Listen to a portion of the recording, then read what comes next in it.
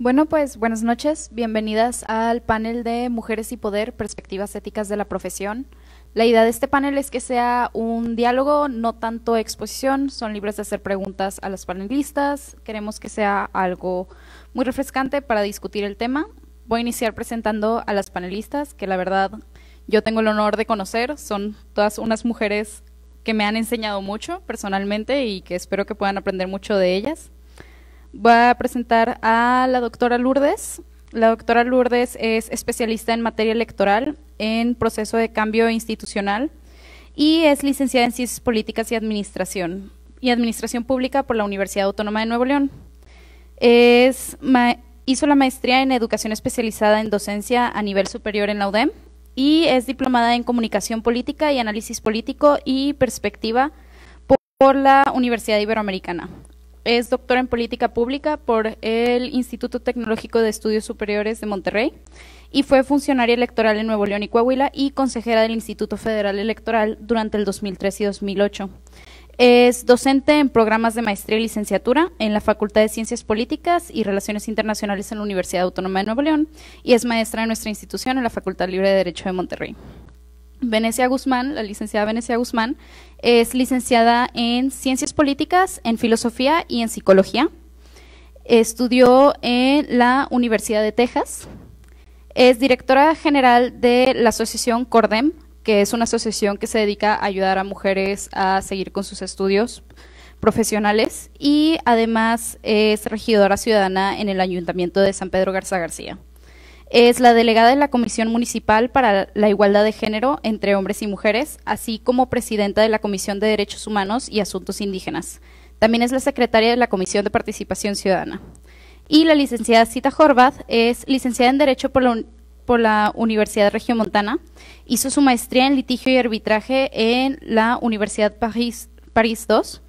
Tiene su maestría en Derecho Corporativo, Bancario y Financiero en Fordham University, Nueva York. Es socia fundadora del despacho Leal Isla y Horvath. Es profesora en la materia de Entrepreneurial Finance, Private Equity and Regulatory Issues en Legade. Consejera del capítulo de Nuevo León de la Barra Mexicana de Abogados y coordinadora de la Comisión Financiera del mismo. Estos dos ya no son válidos. Ah, bueno. Bueno, fue modificado eso último, pero fue. Sigue en el currículum. Entonces, de los temas de los que vamos a hablar, mujeres y poder, perspectivas éticas de la profesión. Para iniciar, quisiera hablar sobre la diferencia entre autoridad y poder y cómo éstas afectan en un plano de género. ¿Quién quisiera tomar la palabra primero? Doctora. Gracias. Gracias, hola, buenas noches. Y bueno, pues interrumpan cuando quieran, por supuesto. Es para poder atender las inquietudes de ustedes y no para venir a dejar nuestros testimonios.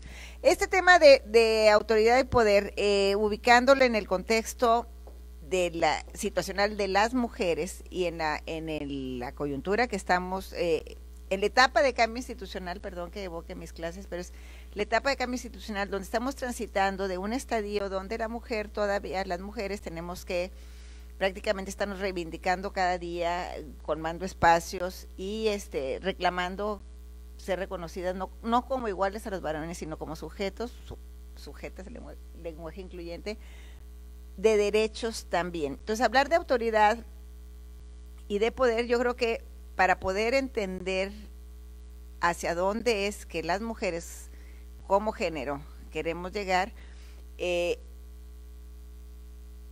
y hablamos del empoderamiento, tiene que ver con el poder, tiene que ver con las capacidades, con la capacidad de hacer, con la capacidad de transformar, con la capacidad de influir. Mientras que la autoridad es el resultado de un acto consentido.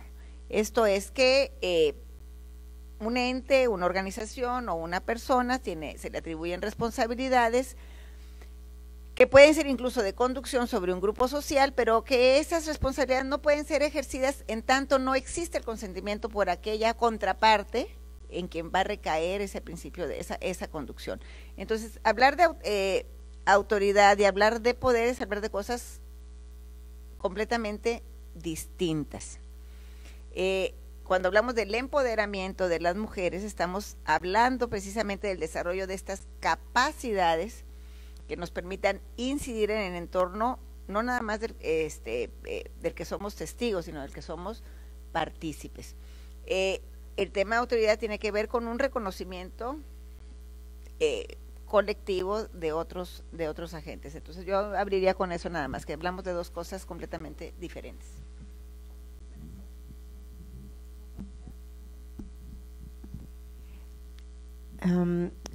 Quisiera darle un enfoque práctico a esta primera pregunta, el poder y la autoridad. Pero antes darle un enfoque práctico, como abogada que ejerzo en la profesión aquí en México desde hace 14 años, quisiera definir, como lo menciona la doctora, un poquito cuál es la diferencia entre los dos conceptos, poder y autoridad, porque considero muy importante que antes de entrar a un tema y una discusión y emitir una opinión, es bien importante que todos estemos en la misma página respecto a qué es lo que significan estas dos palabras. Y luego, ¿qué significan estas palabras en cuanto al aspecto como abogados o abogadas? Porque me da mucho gusto que también tenemos aquí por lo menos 2 o 3 hombres, que es bien importante cuando estamos hablando del género o del empoderamiento de mujer.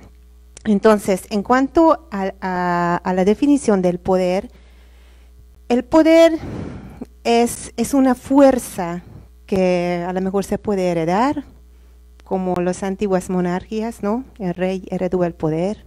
El poder se puede asignar, pues como en un ambiente político, ¿no? A través de votación o a través de asignarle un puesto. Implícitamente va a tener ciertos poderes y estos poderes van a tener ciertos alcances. Y el poder se puede obtener, ya sea legal o ilegalmente, pero es una fuerza. Y a veces esta fuerza puede ser una fuerza coercitiva.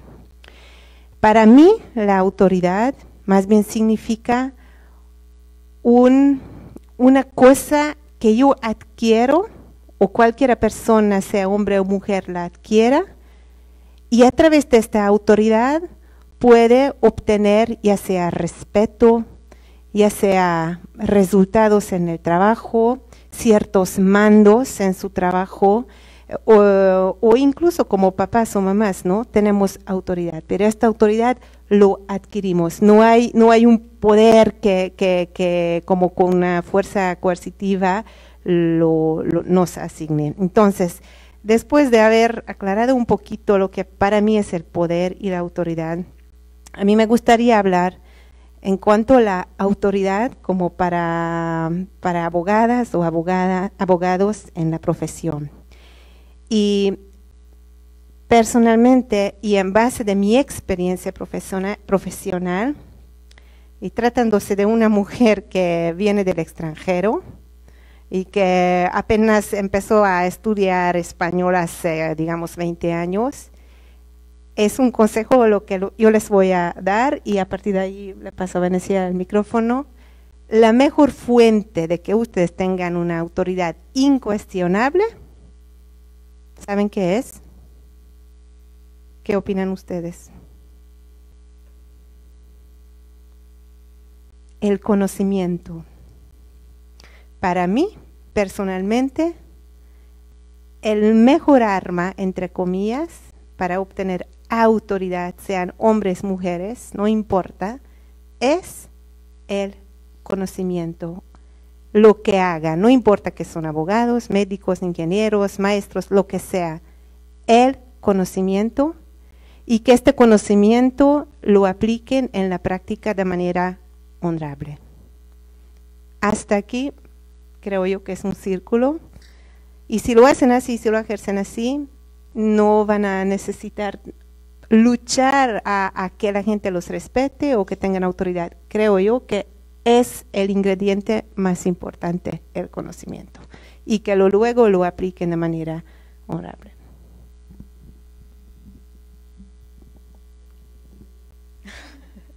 Creo yo que la distinción un poco que yo haría es un poco parecida a lo que comentaba la doctora, en cuanto a la autoridad es algo que se tiene que designar, digamos, de una manera formalmente, alguien te tiene que dar la autoridad. que la autoridad es más bien como la capacidad de tomar una decisión, de delegar, de ordenar. Y el poder sí es como esta cosa un poco más intangible donde tienes alguna capacidad y puedes, a través de la experiencia y tus capacidades, pues influenciar en las decisiones y ser como partícipe realmente de lo que está pasando en la sociedad. Entonces sí creo que son como estas dos vertientes muy diferentes, en donde el poder no es algo que te asignan, sino el poder es algo que se va como adquiriendo a través de diferentes experiencias, diferentes capacidades de negociar, diferentes accesos a diferentes foros.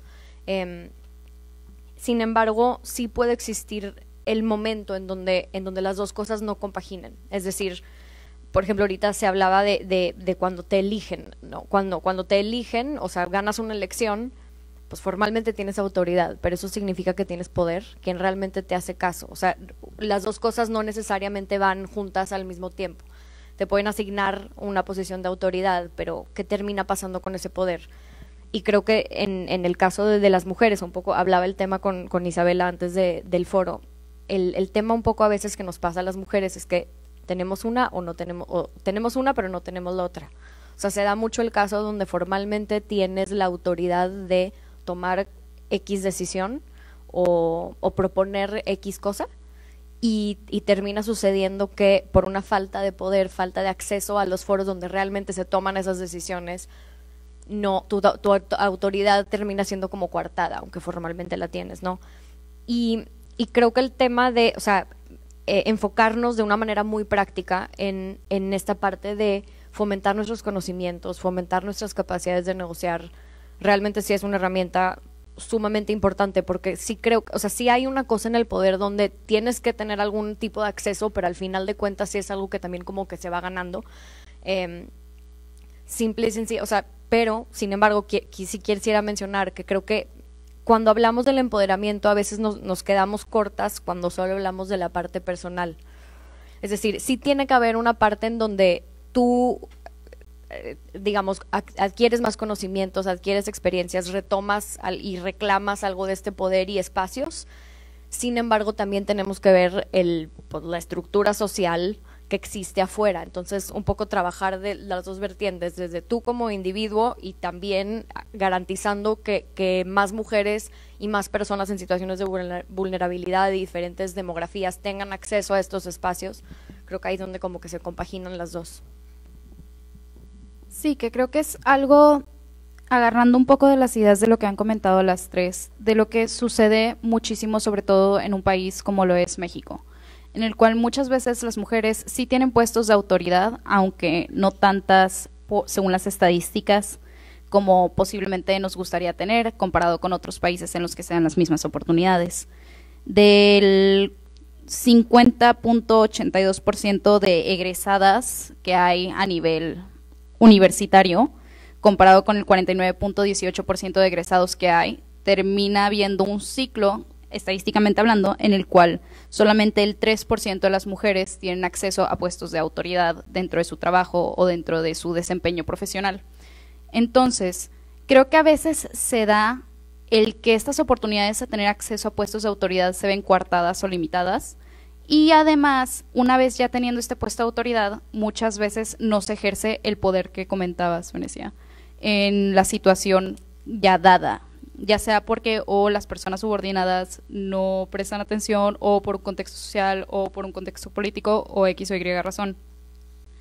Y esto me llevaría al tema de los puestos, particularmente de poder y autoridad de las mujeres. Son mujeres de diferentes áreas en las cuales han tenido o ejercido puestos de autoridad según su papel que han desempeñado. Entonces también me gustaría ahondar un poco en ese tema de su experiencia como mujeres que han tenido tanto el puesto de autoridad como el poder ejercido en sus vidas profesionales.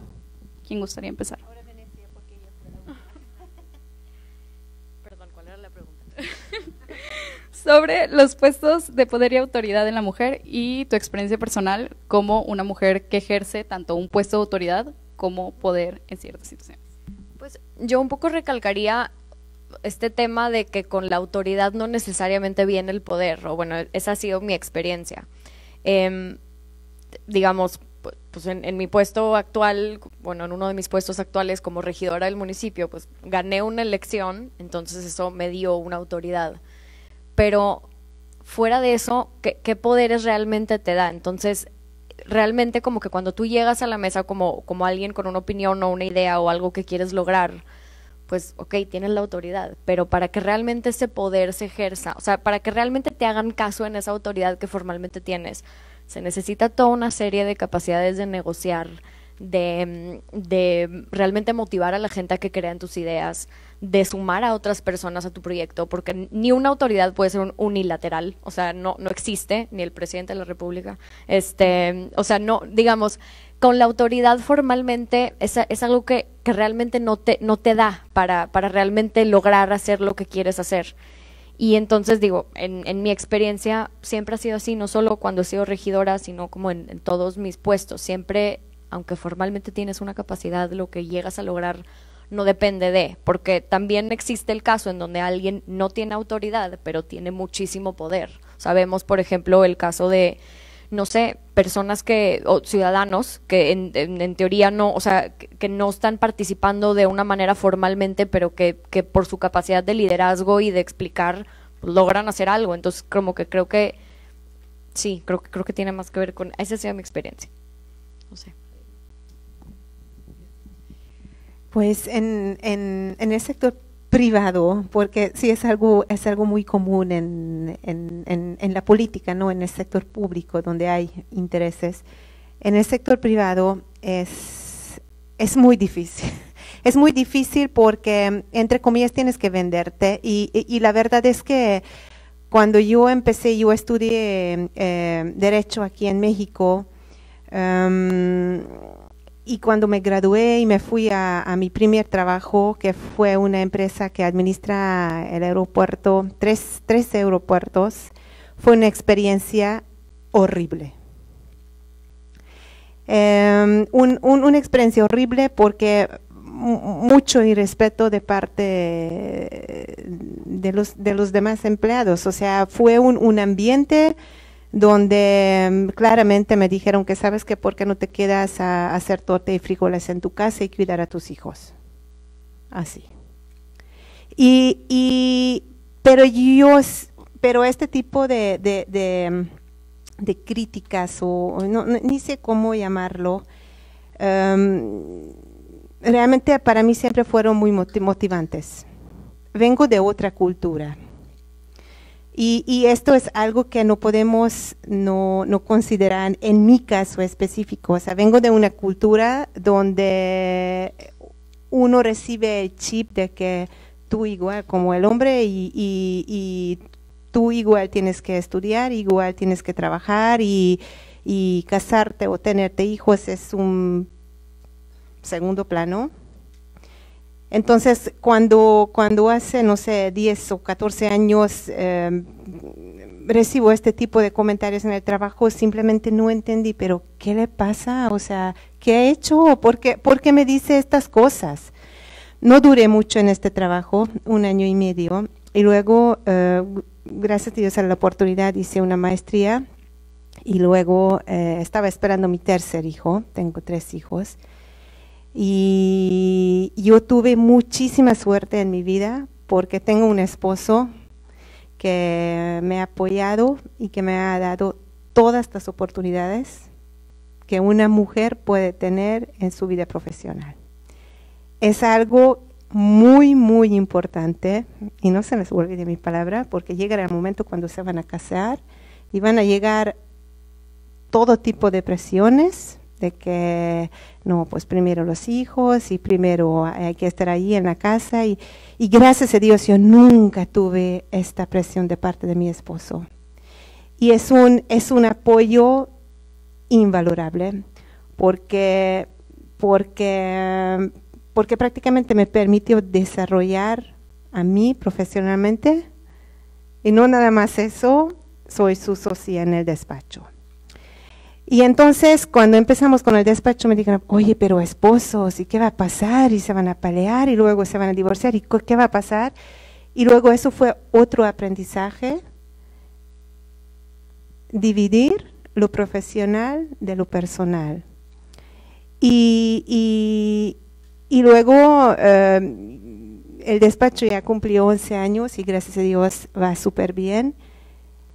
Y luego, después de tantas oportunidades y tanto apoyo, dije, ok, pero pues, ¿y ahora qué va a pasar conmigo? ¿Qué voy a hacer? ¿Qué voy a desarrollar? O sea, yo como mujer sola. Y entonces, gracias a Dios, recibí otra oportunidad y me fui a Nueva York. Y Nueva York fue algo súper decisivo en mi vida. Voy a tratar de ser súper corta, pero necesito darle aspecto, digo contexto. Donde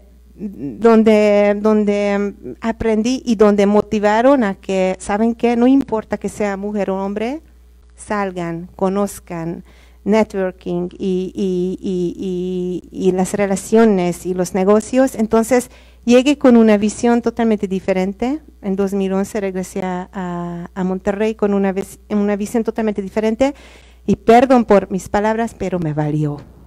Y entonces inicié con una asociación y esta asociación es una asociación de capital privado donde 90% es hombres y 10% de mujeres. Y esta asociación en Monterrey va a cumplir 4 años. La asociación inició en 2013 en México, ahí tiene la sede, pero aquí en Monterrey también tenemos oficina. Y entonces poco a poquito me empecé pues lidiar que, oye, pero ¿cómo voy a conocer esto? Y yo soy una mujer, ¿y qué va a pensar de mí? Y que me va a regresar la llamada y me va a contestar. Y simplemente me valió, porque ¿saben qué? Muchos de los miedos construimos nosotros. Y es una absoluta tontería tener miedo y tener estos pensamientos de que no, pues como y sola, y él es un hombre de negocios muy importante y seguramente va a pensar que pues pobre vieja, pues trata de… ¿Y saben qué?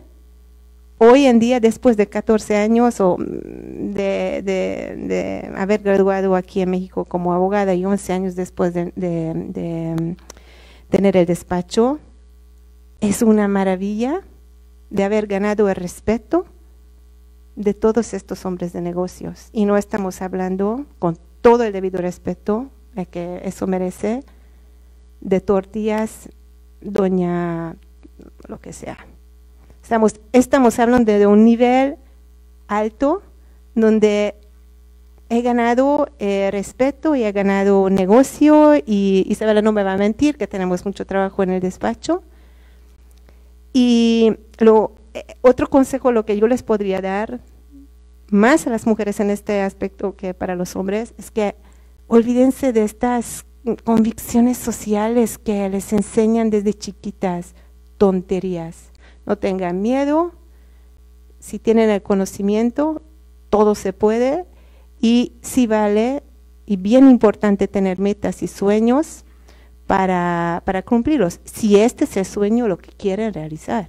Yo no digo que no vale, o sea, que no se vale ser 100% mamá y 100% esposa, claro que sí, pero no todos tenemos estos sueños en la vida. Yo particularmente no tuve ni tengo, y lo mejor que mi esposo lo sabe y aún así lo acepta y me apoya. Muchas gracias, licenciada. Doctora. Bueno, yo, perdón que insista, por los que ya llevaron la clase ya saben que traemos ese tema muy puesto sobre, a final de cuentas, los que estamos aquí, las que estamos aquí, los que nos acompañan, somos privilegiados, no somos representativos de la sociedad en la que vivimos. Y como sociedad, las mujeres como género, que eso es algo que yo siempre procuro cuando hablo de estos temas, porque yo no soy feminista, yo tengo amigas que son estudiosas de la materia, son activistas, y entonces a mí me da pena visitar esos temas porque hay años luz de distancia entre el compromiso y la información a lo que yo en mi ámbito he podido aproximarme. Pero las mujeres venimos de una condición cultural de subordinación en la sociedad, de subordinación a los varones. Bueno, los que ya llevaron la clase conmigo ya saben mi combate a la misoginia constante, mi reiterada insistencia y porque no nos digan mis a las profesoras, sino también que nos digan licenciadas, maestras, aunque nos llamen por nuestro nombre, pero que no nos digan Miss, porque a los profesores no se les da, a los varones no se les da ese trato, se les dice magistrados, doctor, abogado, nadie le dice tío o don o oiga, pero a las mujeres sí. Entonces venimos de una sociedad donde el rol de la mujer, profesionalmente hablando, tiene que ver mucho con los cuidados, ya ves, y la educación suele ser un cuidado, ¿no? Es un proceso formativo donde las mujeres pues, hemos cubierto, cumplido una función social. Pues y dado que somos excepcionales, dado que hemos tenido oportunidades, dado que estamos en familias donde un poco hijas de profesionistas o en esas experiencias, pues ha sido más fácil para nosotros insertarnos en el ámbito profesional. Y yo creo que la diferencia estriba entonces, ¿cómo se nota el cambio de lo que hacemos? A veces esto de referir experiencias no es tan ilustrativo como quisiéramos, pero como quiera, pues se vale usar el recurso. O sea, cuando yo tuve una oportunidad profesional única e irrepetible, pues se dio por una acción afirmativa, porque estábamos insertos hace más de 20 años en una etapa de transformación institucional, de reconocimiento de derechos, y donde era una tarea política abrir espacios para las mujeres. Entonces se abre una puerta y entonces se da una oportunidad y entramos. Y caminamos porque había ese compromiso institucional que se denomina acciones afirmativas, que se instrumenta a partir de las cuotas, ¿ok?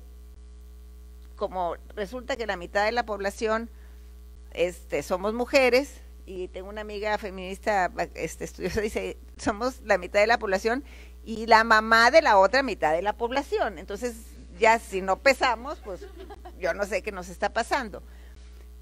Y en esa época la cuota, en términos electorales, era la relación 70-30, que no predominara ninguno de los dos géneros. Obviamente, el 70% era para los varones y el 30% para las mujeres. Conforme se fue avanzando en la transformación, en la apertura democrática, en la transformación institucional, evidentemente más mujeres ocupando espacios debido a esas acciones afirmativas, se fue ampliando el espectro. Pero esa es una coyuntura que nos favorece aún así. Esas cuotas son temporales, porque son transicionales. En tanto se crea otra vez un piso que sea parejo para que entonces las mujeres podamos tener igualdad de oportunidades frente a los varones. Que ya si entendemos mal el tema y que parece que nos estamos peleando con ellos y que es incompatible, esa es otra cosa, ese es otro asunto. El asunto es que si hay una condición original de trato inequitativo incluso frente a la norma, que en un proceso de democratización que implica el reconocimiento de la igualdad de todos, o sea, todas y todos, pero entre todos, hay que pasar por esto. Y hemos sido las mujeres tratadas como una minoría sexual o como una minoría étnica, una minoría racial, porque también esas acciones afirmativas se aplican para esos segmentos, que esa es una gran contradicción. Pero es así porque precisamente venimos de una cultura donde las mujeres no solamente hemos estado subordinadas a la presencia de los varones, sino que hemos estado condenadas a la invisibilidad. Y ha sido un proceso no de décadas, de siglos. Así que lo que ha pasado en los últimos 100 años, en que las mujeres empezamos a votar y que entonces empezamos a tomar decisiones públicas y empezamos a participar en la instrumentación de políticos, o sea, lo que ha pasado en los últimos 100 años es un instante en la vida de la humanidad. Y no quiero decir que nos conformemos con eso, sino nada más que entendamos por qué vamos tan despacio y por qué entonces estas experiencias individuales, que son una condición de excepción, porque somos una minoría, son prometedoras. Nos prometen de que el horizonte puede ser distinto, pero son solo eso, promesas, en tanto que las mujeres, cuando ocupemos espacios de autoridad o de responsabilidad, no impregnemos nuestras acciones de una visión desde la mujerez, como dicen, colocándole nuestra perspectiva. Que ese es el otro problema que tenemos. Chita nos cuenta ahorita cómo todo este ambiente y que te dicen, ¿y por qué no te vas a cuidar los hijos? O sea, como golpes bajos, ¿no? Con rudeza, esa defensa que más allá de que sea del varón es una competencia profesional, porque hasta las mujeres lo hacemos con las mujeres. Eso a veces no tiene nada más que ver con el género, sino con la disputa por los espacios laborales que son escasos. Y cuando las mujeres queremos hacer cosas a favor de las mujeres, pues entonces empieza el discurso de que es inequitativo, que violenta la igualdad, etcétera. Digo, experiencias en el espacio laboral yo les puedo contar muchas, regateos también, muchísimos, que hasta proponer ideas y porque hacían mayoría, tenían más poder, decían que no, entonces ya cuando no me tocó estar, otros vinieron y se pusieron la medalla de las propuestas que uno hizo. Bueno, ¿qué es lo que importa? Pues lo que importa a final de cuentas es que se hagan cosas para que cambien la condición de las mujeres en los espacios donde nosotros estamos insertos. Y eso yo creo que es el gran desafío que podemos tener las profesionistas. No tanto en una disputa frente a los varones, sino solamente en una oportunidad de reconstrucción de nuestro tejido social, donde asumimos que el rol de las mujeres tiene que transformarse. Ya sabemos que llevamos la doble jornada, que además de cuidar a nuestros hijos y atender a los esposos cuando se tienen, cumplimos con tareas profesionales. Ya sabemos que nuestras percepciones, nuestras remuneraciones siempre son inferiores a las de los varones, porque estamos viviendo en una sociedad donde han predominado tradicionalmente los varones.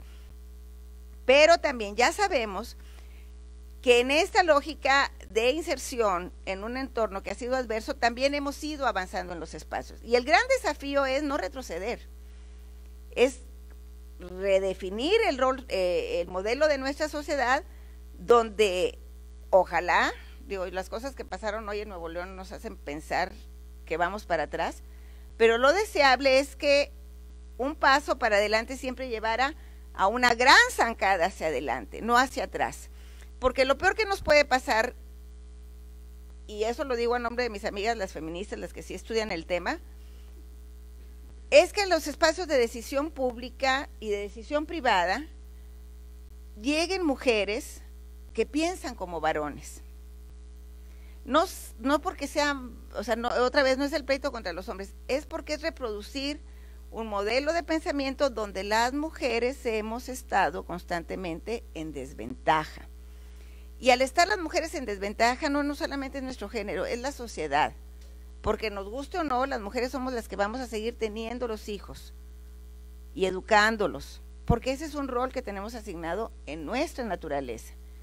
Y cuando las mujeres empezamos a decidir que no queremos tener hijos, no es porque seamos egoístas, no porque seamos mezquinas, es porque estamos entendiendo una dinámica social donde la realidad que estamos enfrentando, pues no es atractiva para estar tomando las mismas decisiones que antes se tomaron.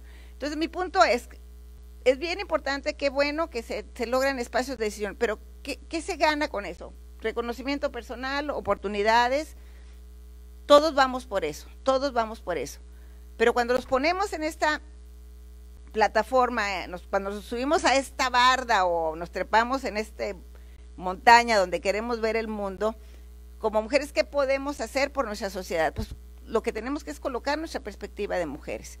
E insisto, si vamos a reproducir los roles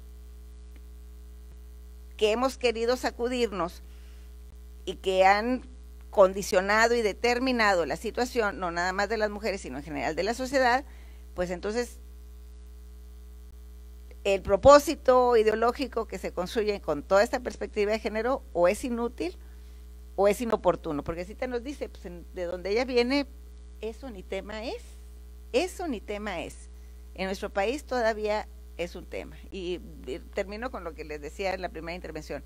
Todavía hoy las mujeres tenemos que estarnos justificando y legitimando en cada cosa que hacemos, en cada paso que damos, cuando nuestros compañeros varones no tienen por qué hacerlo. Tenemos que hacer un doble o triple esfuerzo para dar un paso igual de corto o igual de largo que lo que hacen los varones, ¿no? Y bueno, todos los atavismos que traemos se convierten en un lastre. Nada más comentar lo último, el último tranche, lo que usted dijo.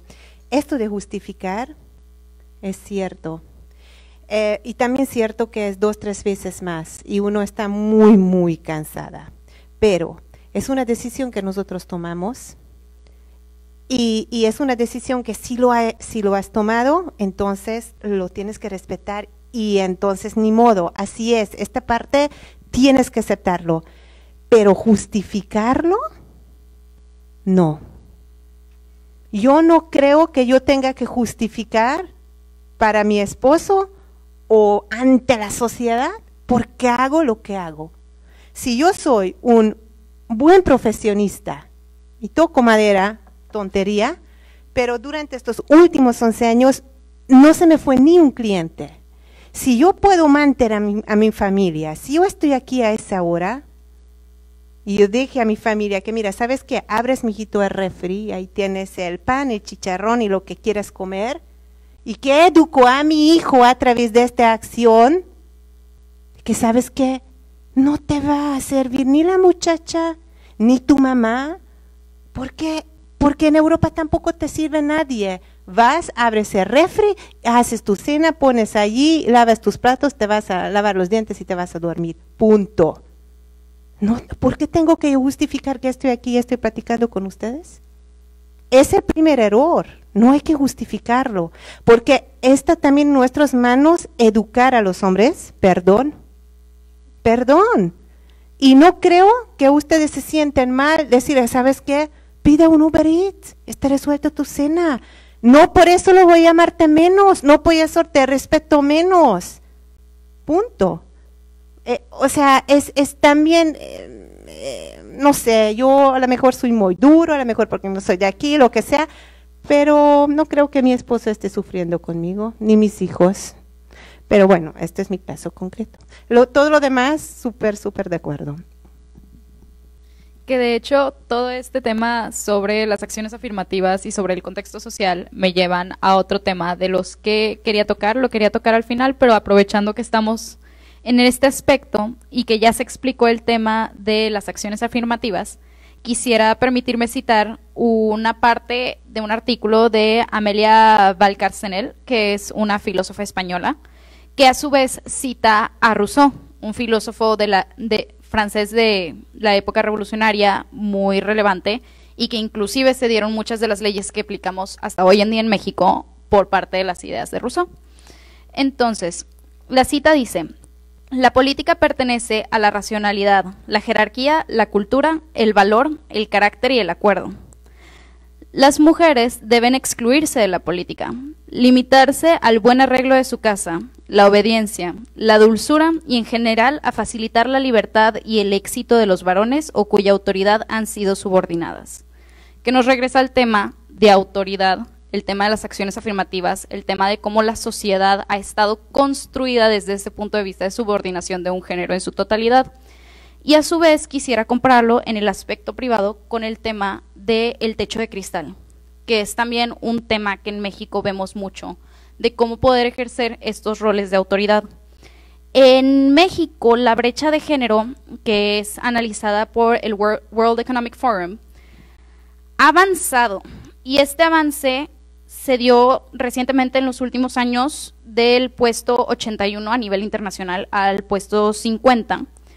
Sobre todo se ha justificado que se ha dado por un tema de paridad parlamentaria, la acción afirmativa en el poder legislativo. Y esto se ha dado en cuanto a nivel educativo, en salud, en participación, en oportunidad económica que ha avanzado las mujeres por tener este acceso a la vida pública.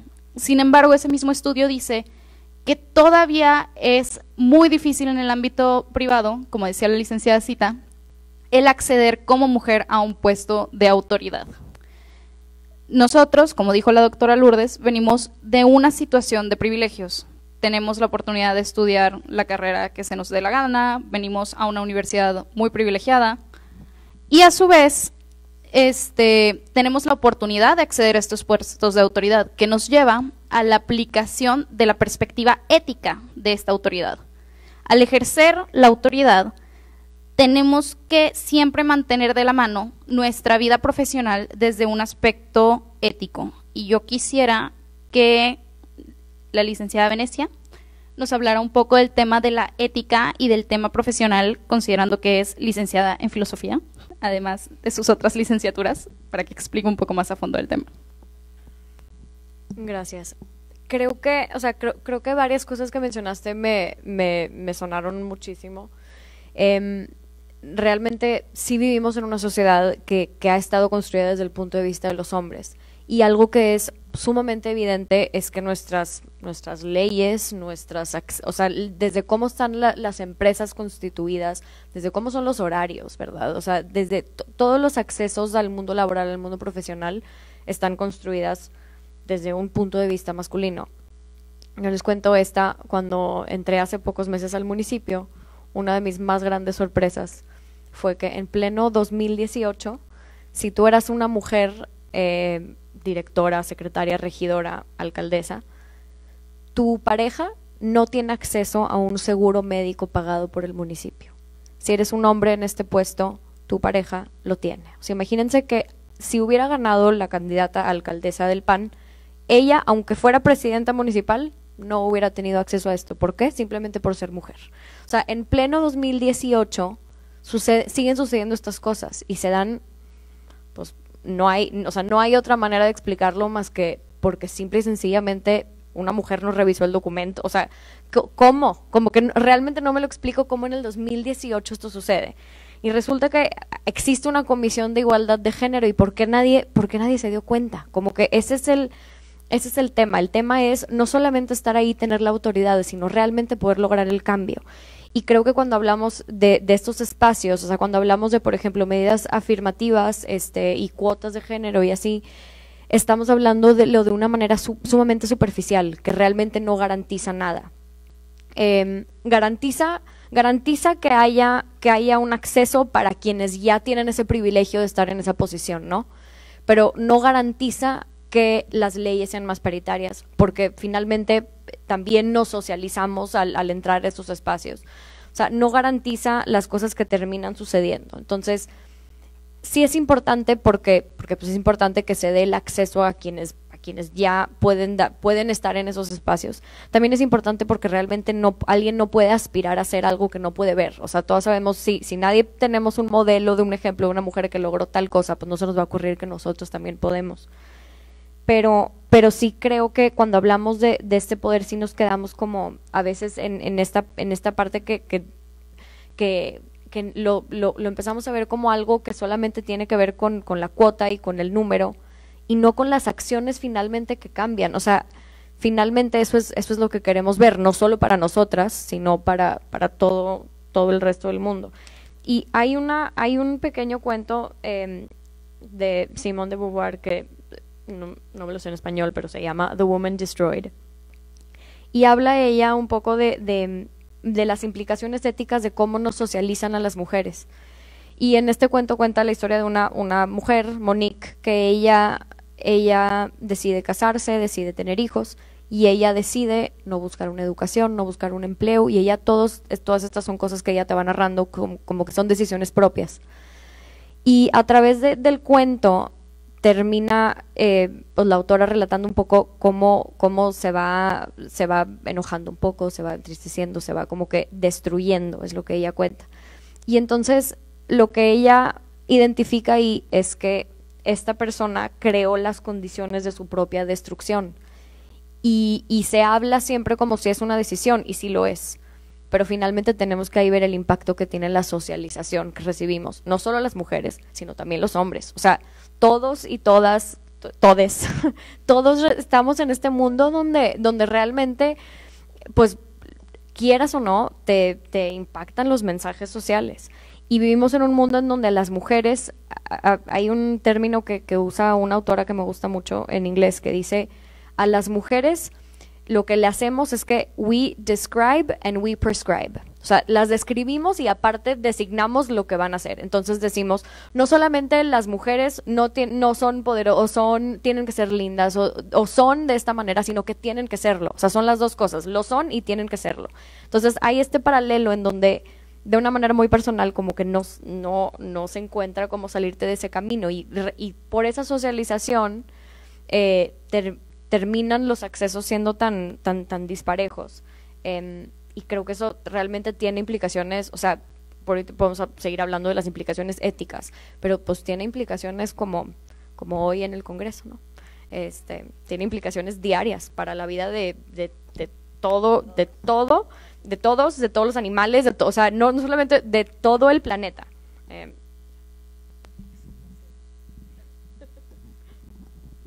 Aprovecho esto para pasar a preguntas. Si alguien en el público quisiera hacer una pregunta, quisiera platicar. Paola.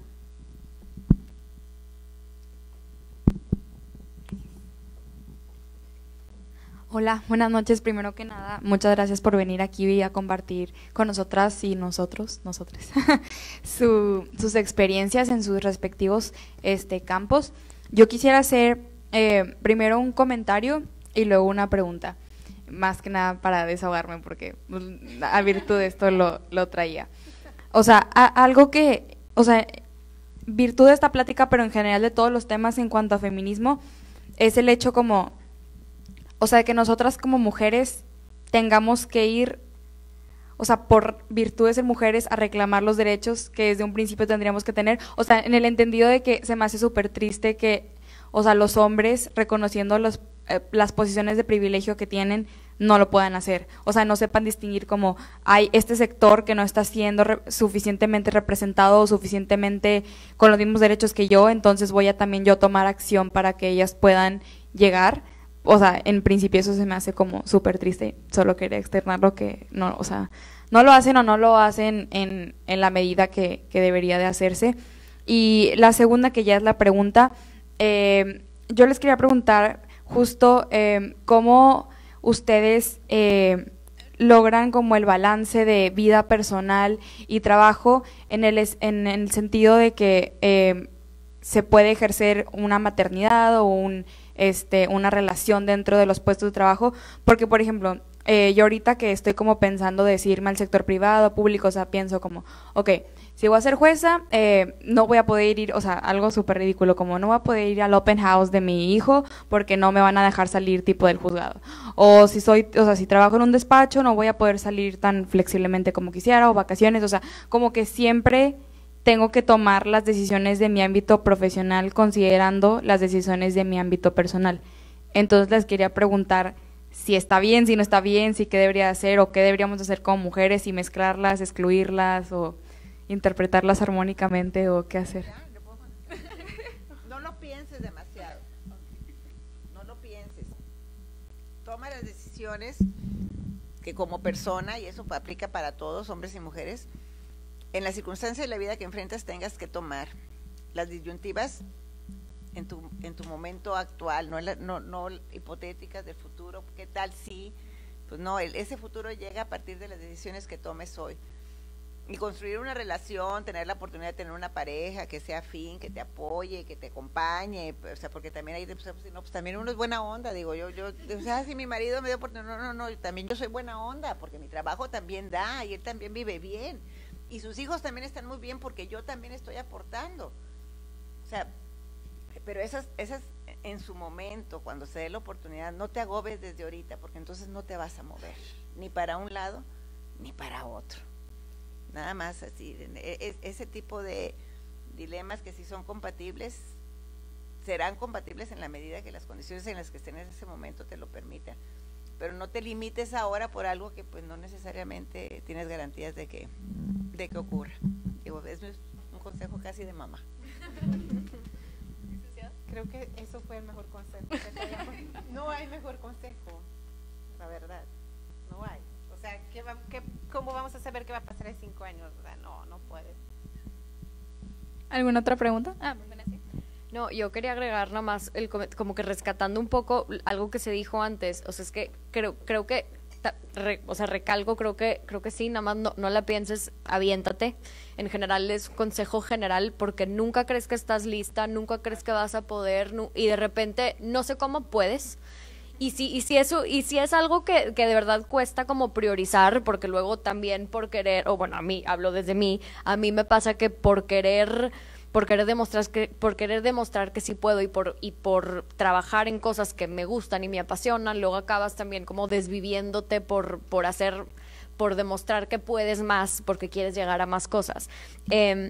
Pero creo que sí hay algo donde, o sea, rescatando lo que se dijo aquí, es aceptar la realidad, pero no justificarla. O sea, la realidad sí es que va a haber dificultades, escojas el camino que escojas.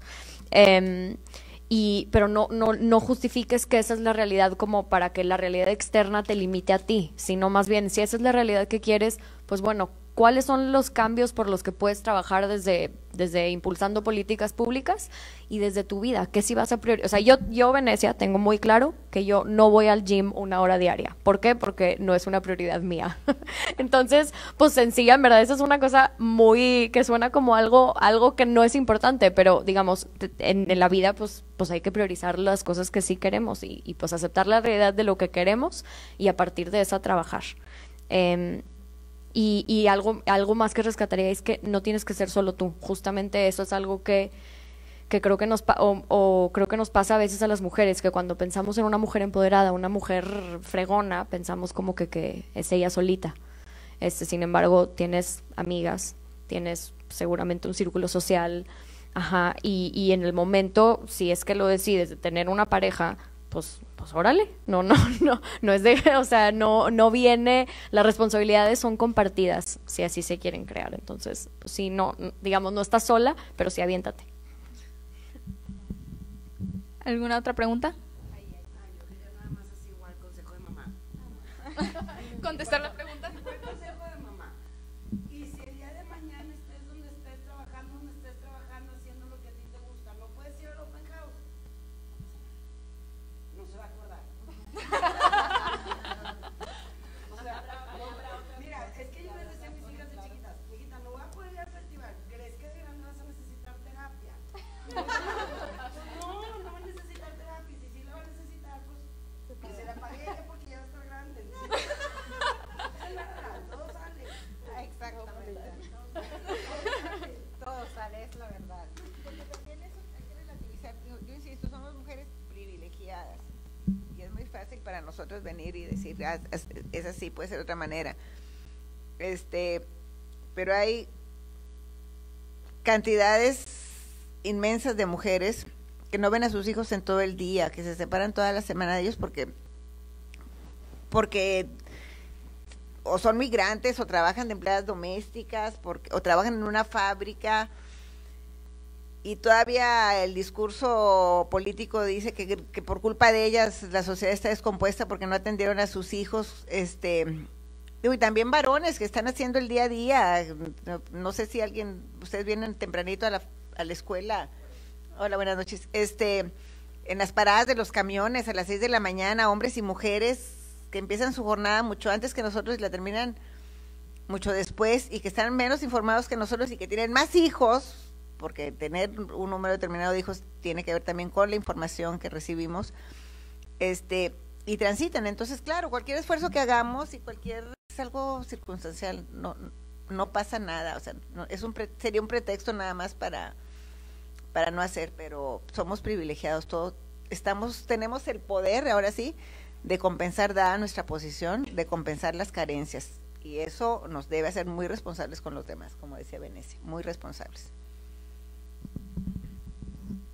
¿Alguna otra pregunta? Observación, comentario. Luis, Paula, ¿le puedes pasar el micrófono a Luis, por favor? Gracias. ¿Y qué puedo hacer yo como hombre para más o menos pues apoyar a mujeres a llegar a estos puestos de autoridad y ejercer bien su poder sin también tomar un protagonismo o pasarme de la raya, por así decirlo? ¿Tú qué crees?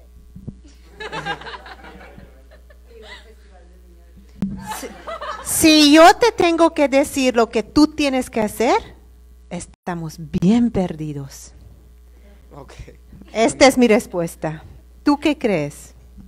Pues digo, respetar simplemente, o sea… Pues pero es de cajón, ¿no? Eso no es una acción extraordinaria. O sea, hablar de respeto, nosotros no debemos hablar de esto. ¿A poco no nos respetas el simple? O sea, no porque soy mujer o soy hombre, simplemente por ser humano. El respeto es básico, ¿no? Sí. Yo pienso. O sea, yo no sé qué decirte. O sea, es tu pareja de rango igual, de capacidades iguales, de todo igual. Que el género es diferente. Es la única diferencia, el género. pero los derechos son igualitos. Digo, Sí. Yo también, bueno, yo no soy panelista, yo soy la moderadora, pero voy a aprovechar para meterme tantito en este tema. Yo creo que también, mínimo nuestra generación, nosotros que ahorita estamos estudiando y apenas estamos viendo como quiénes van a ser nuestras parejas y de grande nos queremos casar o no, o algo por el estilo. Estamos viendo este cambio social muy fuerte y creo que Venecia no me va a dejar mentir, en el cual la verdad es que cuando una persona ya busca pareja, ya no está buscando ni quién lo va a mantener ni quién lo va a cuidar. Está buscando una persona a la que tengan ideologías similares, con las que se lleven bien, con las que haya un buen provecho social, un buen provecho de vida, con alguien con quien piensas que vas a ser feliz, a final de cuentas. Entonces yo creo que partiendo de ese punto y entendiendo que pues la casa es de las dos personas y los hijos son de los dos y el dinero, digo, ya depende, abogados, si es sociedad conyugal o separación de bienes, pero el punto es que todo es compartido a final de cuentas en esas situaciones. Como pareja se puede tomar las acciones de involucrarse en la vida personal, en la vida familiar, en la vida de la casa, y como profesionista se puede procurar el, cuando vas a tomar una decisión, si algún día tú también te encuentras en un puesto de autoridad, porque pues a final de cuentas los puestos de autoridad ahorita en su mayoría son de hombres, el considerar cuando te llega un currículum, cuando te llega una postura, analizar los hechos, analizar las condiciones, quién es la persona mejor preparada y pensar si estás teniendo algún sesgo o no. Y ya partiendo de esa idea, yo creo que todo sale. Sí, no, algo muy simple a partir de lo que decías y tomando como pretexto, porque evidentemente no es el caso.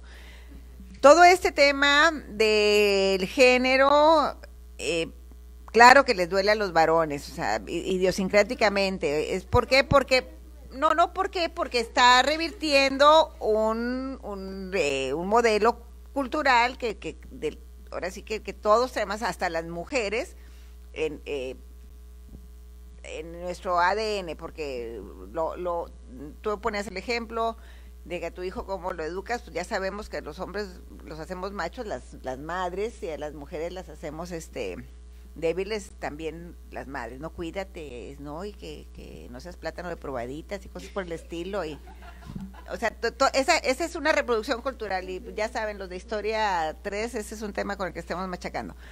Pero decir, ¿qué harías tú, pero no tú, sino que qué es deseable para alguien, o sea, desde la perspectiva del varón que está transitando por esa experiencia donde las mujeres también estamos caminando hacia un nuevo estadio, porque estamos transitando, o sea, no es que ya llegamos, este proceso de cambio cultural, de modelos de relación social, está en proceso está instrumentándose.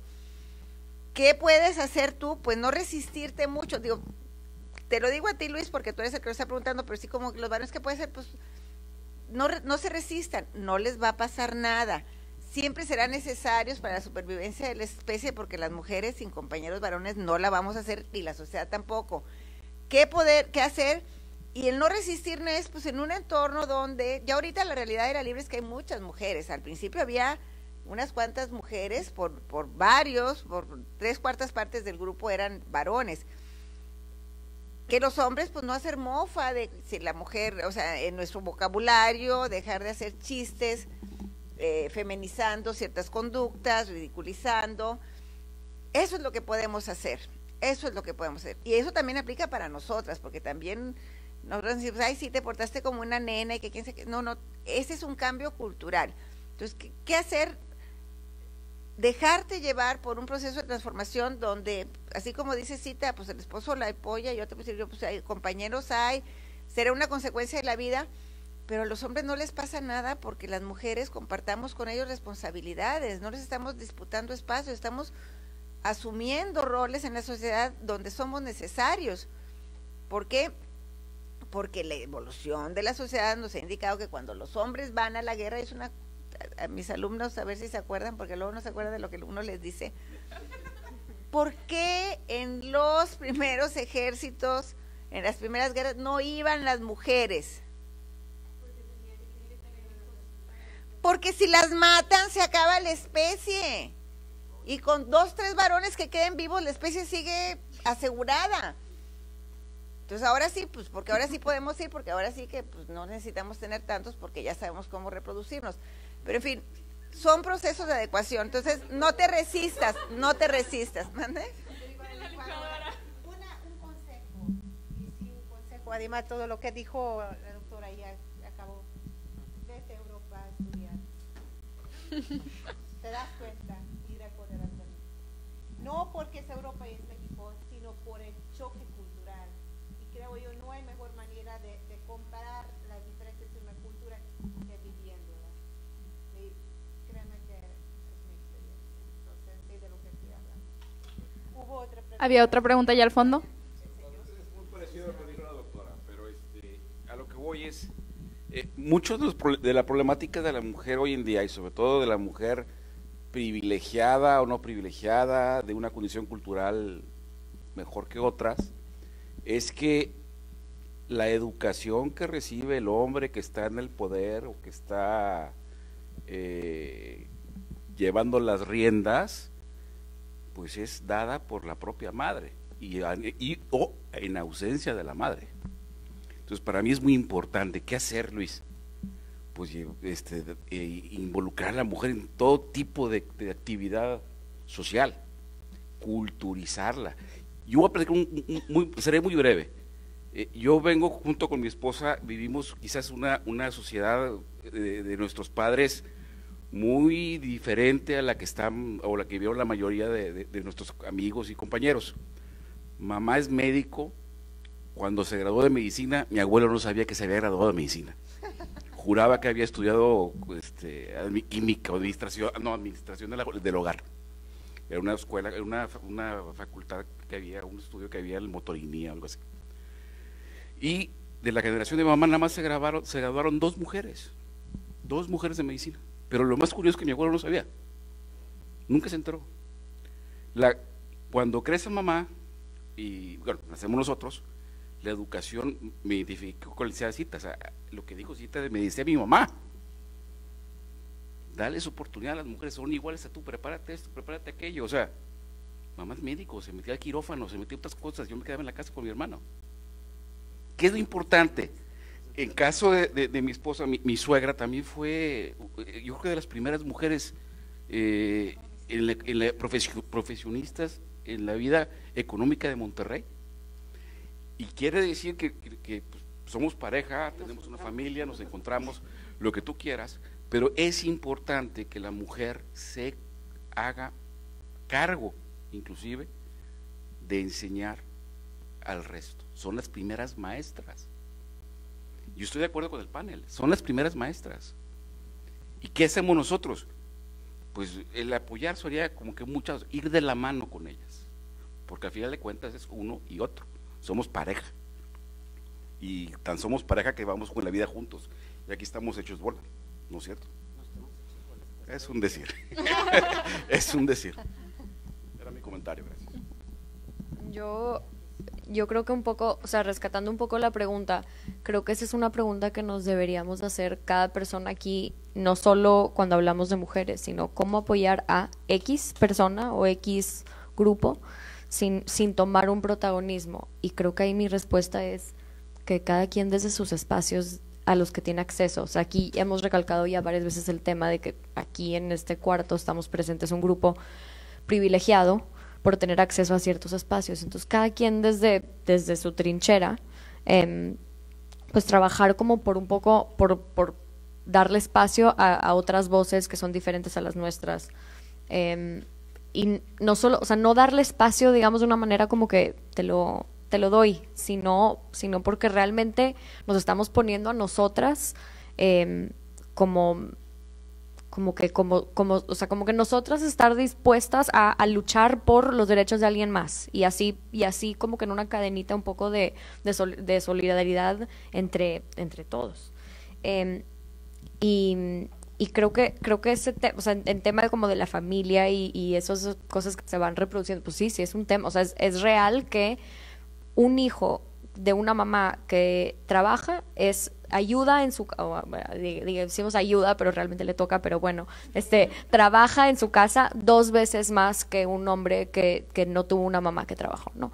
Entonces, digamos, lo que haga la mamá o no haga la mamá, pues bueno, pero nosotros desde cada espacio que podamos estar concientizando. Entonces, si te toca estar en una conversación, pues en la conversación. Si te toca tener acceso a un carro para ir a una protesta, pues a una protesta. O sea, cada quien desde sus espacios. Bueno, y voy a aprovechar aquí para ya cerrar el panel. El presidente de Phi Delta Phi de nuestro capítulo va a otorgar un pequeño reconocimiento y regalito a las panelistas de parte de la Facultad Libre de Derecho, del Programa de Igualdad de Género y de Phi Delta Phi de Salinas Martínez IN.